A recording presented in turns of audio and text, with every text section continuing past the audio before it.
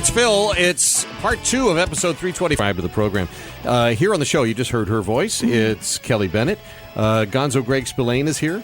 Hello. The broadcast desk is intern Ricky. That's me. I'm the babysitter. Hey, I got an idea. What? Why don't we talk relationships? I would love to. Yeah? How's yours? We have to really. Yeah, I know. Let me get ready to take notes. You know how I feel about this, right? I do know how you feel I about like to this. get every single ounce of information possible. Yeah, see, now she's Kelly's a work in progress, and Gonzo, you are an example of pretty much what nobody should do. Right. Joining us now is a radio host and author. Her latest book is called Hitched, in 90 days or less, attract and keep the man of your dreams. I need that book. It's in the store at philhewlettandfriends.com. I will be buying that book. And, of course, she's also written Mastering Women, Real Truth About Women That Will Change Your Life Forever. Why didn't you read that, Gonzo? Yeah, Gonzo. You should have. I don't read so good. She's the men's advocate, Linda Gross. Nice to have you back on the show. Hey, Linda. Thank you, Phil. Hey, Greg. How you doing? Good. Hi, Linda. Awesome. Yeah, Hi, here, Kelly. I need you. All right. I'm here, ready, willing, and able. Thanks so much for having me back on again. No, it's my pleasure. Linda, remind me, on your Facebook page and in many other places, I see the letters DT in front of your name. What does that stand for? When I was writing the men's book, I had a pen name, and the name of the column that I wrote was Dating Tips for Men. And I decided to go a little bit incognito and have a pen name. And so instead of people saying, hey, you know, one person said, we're just going to call you DT, which is short for Dating Tips for Men. All right. And it stuck, and I kind of like using it continuously because I had a lot of people back then when I was writing the book. That was part of the reason. And the other part of the reason is people just like you. It's a great icebreaker. It's like, yeah, it is. What, the DT? What the heck? Now, I know. So it opens up a conversation. I saw this topic blow up all over in your camp, and I wanted to explore it a little with you. Why I broke up with you. Do I really want to know the answer to that question? Yes. Yes. I mean, I'm sure you guys can run, duck, and hide for cover, but, you know, so rarely does the girl actually tell you why she broke up with you. So that's what this topic was about. And if she does tell you, she's lying. So that's true. right. So true. Because as you know, in my men's book, I tell you guys, don't listen to what she says, because women typically are not direct. Unlike men who are linear, if men say something, they mean something. Yeah, But so please, ladies, don't say, what did you mean by that? I just said what I, right. you They know. didn't want to hear it. Do you see the words coming out of my mouth? What was that cryptic movie reference? I'm sorry. So a lot of times, since women are they dread direct conversation because they interpret that to mean that it's a confrontation rather than a conversation. Oh. Of course, it's not a confrontation, but that's how women see it. So oftentimes they'll tell you it's X when really it's Y. So anyway, here I am to translate all of their actions and what they're up to. So guys, they're up to something. Oh, See, I that's knew what it. she meant. Sneaky. Now, Linda, back in the day when we would break up, that was it. Even if it was amicable, the cord was cut. And more or less out of my life completely. You're nothing more than a bunch of great memories clouded by the fact either you no longer want me or you did something I just can't forgive you for. But these days, relationships seem more project-based. And I don't know if it's millennials or what, but couples need a post-mortem so they can grow from the failed relationship. I don't know. It just seems so... I want to... I've remained friends with most of my breakups. Have you really? Yeah. But did you tell them why you broke up? Of course I did. Did you mean it, though? No. And there we have it. It's not you, it's me. Well, why? You know, generally, I mean, it's got to be different. Why I broke up with you is going to be different in every situation. And doesn't it make sense that the very reason she broke up with you is the reason you haven't found your perfect woman yet, the woman who's going to love that thing about you that broke you up from your previous relationship? Isn't that the case? Yes and no. I think I spend a good portion of the book talking about confidence. Women need confidence from a guy like they need air. It's 80% of what you do. So most of these things that I'm going to talk about why the breakup occurred, somehow or another, it usually always leads to the guy didn't have enough confidence, and she just lost faith in you. Wow. Mm-hmm. So and is this kind of there's a biological reason as to why women crave confidence, and the reason is, in general, Mother Nature made men bigger, badder, stronger, faster than we to protect the women and children. So if there is that lack of confidence there, if he's bumbling and stumbling around, or he's too shy, or he doesn't have it together, we don't feel safe. We don't feel protected, and for that reason, it just doesn't make us feel comfortable. Greg, didn't you love how you tried to interrupt and she wouldn't even let you merge onto the conversation highway? Right. Right. So there is some truth to the forward. nice guys finish last thing, Yes, right? there is. I don't believe in nice guys. In fact, I have a chapter in the book about why nice guy doesn't work.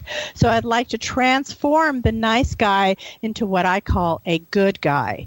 You don't want to be cocky and arrogant, which is one end of the spectrum. But then again, you don't want to be, shy and in a corner and passive, waiting for her to do all the activity and all the action. Somewhere in between is the good guy, and that's what I teach my guys. And almost all of it relates to confidence, building your confidence. Because comedian Bill Hicks used to do a song called Chicks Dig Jerks, and there was a lot of accuracy in that comedy, and I think that kind of speaks to what you're saying. Now, it's not that we dig the jerks or the bad boy. It's because it seems like today the only ones who have confidence are those guys. That's why. So it's not the fact that he's mean to us or he's a bad boy. He's tatted up. He's got muscles or riding his motorcycle. No, Kelly's getting turned on hearing this description. Ooh, baby. So it has more to do with that person has confidence, and that's what we're attracted to. But what about the book Men Love Bitches? I mean, Do they have that? yeah. Why men love bitches? I read that 3 times, and I'm thinking I just still can't be one. I'm sorry. You don't have to be a bitch to get the guy. In fact, I have a women's book too. It's called Hitched in 90 Days. Oh, believe me, I'll be buying that one. Basically, what I communicate to the ladies is a lot of women today, they don't know how to flirt, they don't know how to be attractive, they don't know how to use their feminine energy. For the last few decades, we've been brainwashed that the sexes are the same, and unfortunately, what women have translated that to mean is we're going to date just like men, we're going to have sex just like men. Well, that doesn't work. Guess what? No guy wants to have male energy in his bed. Yeah. It doesn't work. Yeah. I mean, it might work for a little while, might work for 2 months, 3 months, and after that, guess what happens, Kelly? She goes into the ugly female behavior, which is nagging, manipulating, controlling. No guy wants any of those traits. And then on month 3, she stops respecting him. Yeah. And a guy has to feel respect in order to feel love. Wow. So that's why it doesn't work. We left home to get away from mom. Why would we want to date her? Right? I just Exactly. can't get even over the threshold because I have no idea that I'm getting flirted on or picked up, or I'm like, what? What? My daughter said to me, "Didn't you know that guy was hitting on you?" And I'm like, what? Who? When? Well, that's Me? nice that she was able to notice that, because today with apps, like Tinder and phrases like friends with benefits, this generation seems to have outloved the free love generation. Yeah. Yeah. That's all so easy. And I wonder if all of that makes it tougher to build a meaningful, lasting, loving relationship these days. I think it does. It has to. I mean, like I say, some of these crazy tricks will work for a couple of months, but then everybody goes into their negative behavior. And I just read a recent stat the other day, and it said that 50% of people are single, and of those who are in a relationship, 25% don't like their mate and are unhappy. So there's a lot of unhappy people out there. Yeah, because they're looking at social media and they could fantasize about being with somebody who's got some wonderful photos posted or whatever it is. And again, maybe they didn't. Maybe after getting into that relationship, they didn't uninstall their Tinder and they're still swiping. Yeah. But as easy as it is to get laid these days, does that weigh heavily on things like commitment and fidelity? Ooh, I think a lot of guys are dragging their feet with regard to commitment, and they're certainly dragging their feet on marriage. The statistics show that guys are waiting longer and longer to get married. Used to be, even as early as 15 years ago, the numbers were first-time male marriages were age 23. Now they're notched up to age 28, and that age is still climbing and climbing. There are many factors for why this is occurring.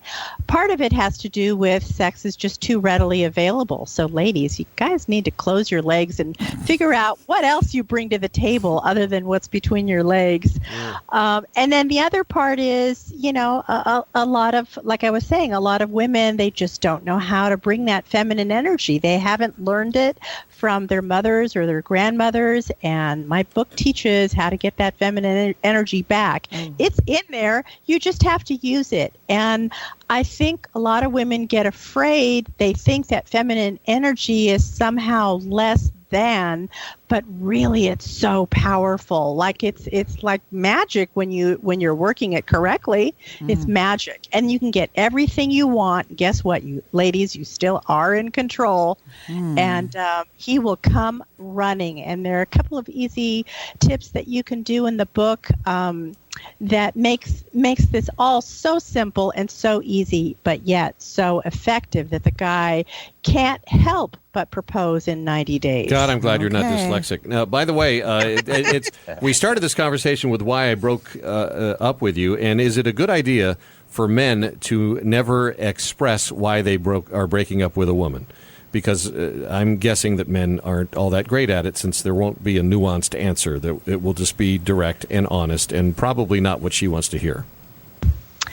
I don't see any problem with good communication from either party. So I say go at it. I mean, go at it in a kind and diplomatic way, in a matter-of-fact way. Don't raise your voice. Don't be accusatory. Probably the best way to do it is keep saying the word I rather than you. When you say the word you, then you're attacking the person. When you say I don't feel the click, or I'm not experiencing whatever it is that's missing in your relationship, keep it focused on yourself. It's hard to argue with somebody else's emotions when you keep using the word I. So I would do that. I broke up once when I was much younger. I was a teenager, but this was just a bad thing where I explained why we were breaking up, and it just went very badly because we made an emotional and intellectual connection initially, and after we got used to that, then what I found was lacking was a physical attraction, and I did not have that for her. And so that's what I explained to her when I broke up with her, and I think it was the worst thing that she could ever hear, because perhaps she already had some self-esteem issues as it applied to that. So I do feel, even to this day, personally responsible for whatever negative things have happened to her in that respect. She's in a insane asylum now, isn't she? You turned her crazy. That is a hard one for women to hear, because women just don't get it. And the reason why they don't get it is men choose women based on the visual. A guy has to be turned on visually to take it to the next step. Women don't pick their partners that way. They don't pick them visually. They pick them based on the man's personality, meaning the confidence level and some of the other factors I talk about. So when you say the visual wasn't there, or she wasn't attractive enough, you might as well be speaking a foreign language, because it doesn't compute in her head what you're saying, because she doesn't pick a partner that way. way. Yeah, That's right. a tough one. I guess so. All right. So the point is, we could read the book, and we're still going to fail at this relationship thing, right? I'm going to call her in 90 days after I get this book. Oh my gosh. I've had ladies that have been in relationships for 5 years. The guy, day one, has said, I'm not marriage material. Let's leave a good thing as it is. I'm not interested in getting married. And one of my couples, she read the book, and I said, don't say one word to him about the tips in the book. Just go about your merry business. He proposed 3 weeks after she finished the book. Wow. Wow. All right. So here's my advice. If you do break up with somebody, then 6 months later, seek that person out on social media or whatever, and meet them for coffee, and then ask the question, why did we break up? And then use that as an opportunity to have sex one more time. There you go. Back to the physical. I love that. That would work, wouldn't it? That might be a good tip. Yes, I like that one. All right. Both of the books that we know of, and you, God knows you've probably written 100, and I just don't know. But the two books that we have in our store are Hitched, In 90 Days or Less, Attract and Keep the Man of Your Dreams, which Kelly's going to read immediately. That's right. And Mastering Women, a real truth about women that will change your life forever. And when you put that book together, you interviewed like 100,000 people, didn't you? Yes, I interviewed 20,000 men in addition to doing years and years of academic research from UCLA. Holy crap. Yeah. 20,000 men? Just a great book. And your radio show it emanates from good old KMET radio. Oh. Isn't that right? KMET 1490 AM. And if they're not in the LA geographic area, they can listen from my mobile app or the station's app, and they can listen nationwide, even worldwide. I have customers from all over the place. Customers? Wow. Now that just sounds dirty. Sorry. Clients. The man's advocate is Linda Gross, DT Linda Gross. Thank you so much for being on the I'll program. be calling you. Thanks, Phil. Thanks, Kelly. All right. Bye, Greg. See you. See ya.